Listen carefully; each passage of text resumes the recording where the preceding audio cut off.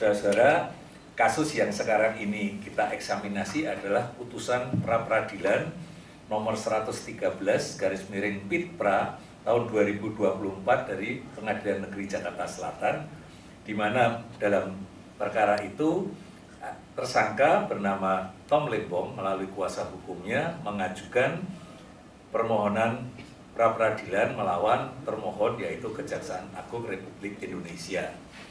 Kita tahu bahwa putusan pra-peradilan itu menolak seluruh isi permohonan. Tapi bukan berarti kemudian putusan pengadilan itu tidak bisa dikaji dan diuji. Penetapan pemohon sebagai tersangka melanggar pasal 2 melawan hukum, merugikan keuangan negara, dan pasal 3 menyalahgunakan kewenangan merugikan keuangan negara tidak didasarkan bukti permulaan yang cukup. Karena terutama sekali adalah bukti tentang besarnya kerugian keuangan negara yang belum ada, dan itu sebenarnya diakui oleh hakim pra-peradilan. Jaksanya juga begitu, karena hanya mengajukan hasil dari gelar perkara atau ekspos antara BPKP dengan penyidik. Oh, ada kerugian keuangan negara, cuman begitu. Terus risalahnya ditulis. Nah, risalahnya ditulis dianggap sebagai petunjuk oleh hakim.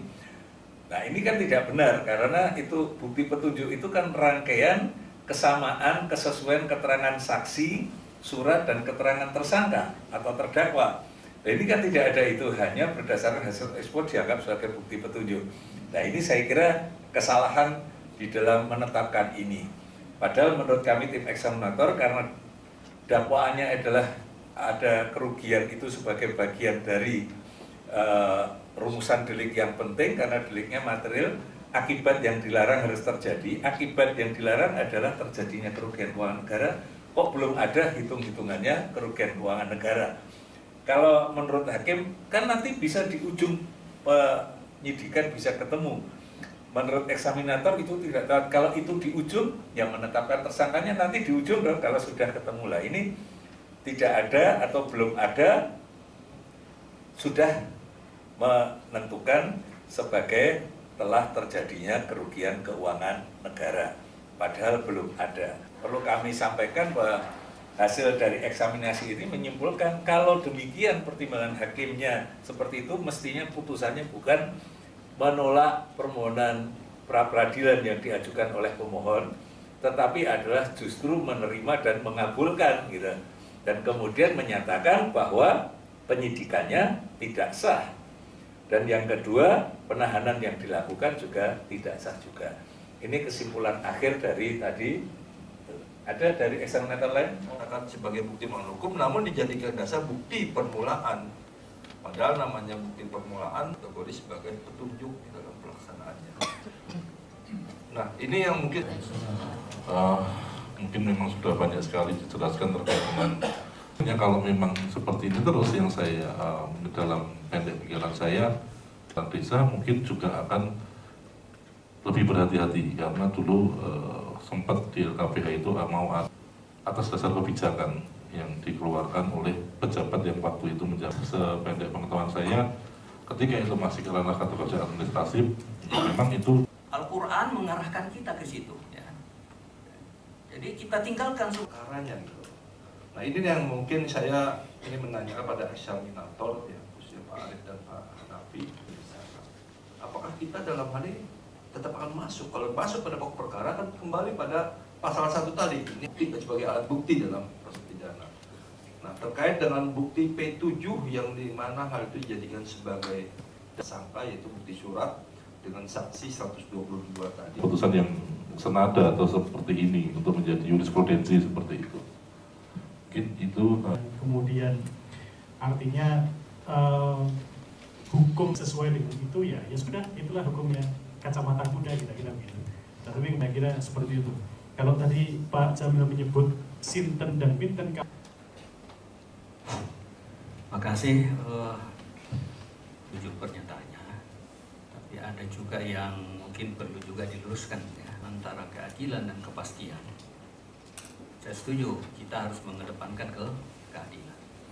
Ketika kita dihadapkan perbedaan antara keadilan dan kepastian, kemudian kita ikut keadilan, itu sudah ajaran gitu ya. Kita mau tidak mau kebenaran hukum kan, kebenaran yuridis istilah saya gitu kan. Nah, dalam ukuran kebenaran, bobot kebenaran yang ada di dalam sebuah aturan hukum itu. Ya.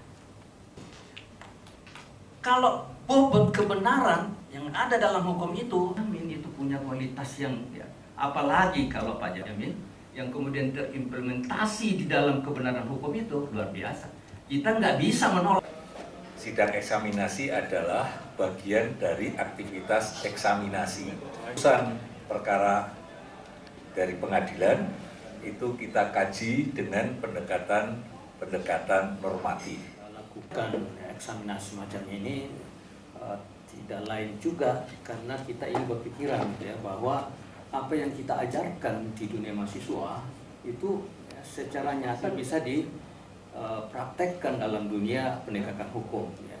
Nah, kalau antara teori dan praktek itu kemudian tidak ada kesamaan, nah ini sebuah pemikiran bagi kami yang ada di perguruan tinggi di dunia akademik. Nah, oleh karena itulah maka apa yang kemudian dihasilkan dalam eksaminasi ini itu bisa jadi pemikiran bagi para penegak-penegak hukum ke depannya agar paling tidak ya mendekatkan ya praktek-praktek yang terjadi itu dengan ajaran-ajaran yang memang itu adalah sesuatu yang harus dijalankan gitu ya. Karena itu ajaran hukum kan itu.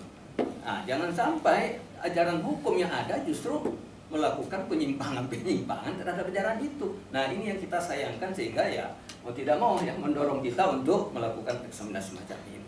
Nah, ini tanggung jawab moral, tanggung jawab hukum yang kita ingin ya tunjukkan bahwa setiap penyimpangan-penyimpangan hukum yang terjadi tanggung jawab kita. Kebetulan yang bisa kita lakukan melalui eksaminasi, salah satu di antaranya. Nah, mungkin itu ya sebagai pikiran-pikiran untuk kedepannya seperti itu. Terima kasih. Terima kasih. Tujuh pernyataannya. Tapi ada juga yang mungkin perlu juga diluruskan ya, antara keadilan dan kepastian. Saya setuju, kita harus mengedepankan keadilan. Ketika kita dihadapkan perbedaan antara keadilan dan kepastian, kemudian kita ikut keadilan, itu sudah ajaran gitu ya. Kita mau tidak mau kebenaran hukum kan, kebenaran yuridis istilah saya gitu kan.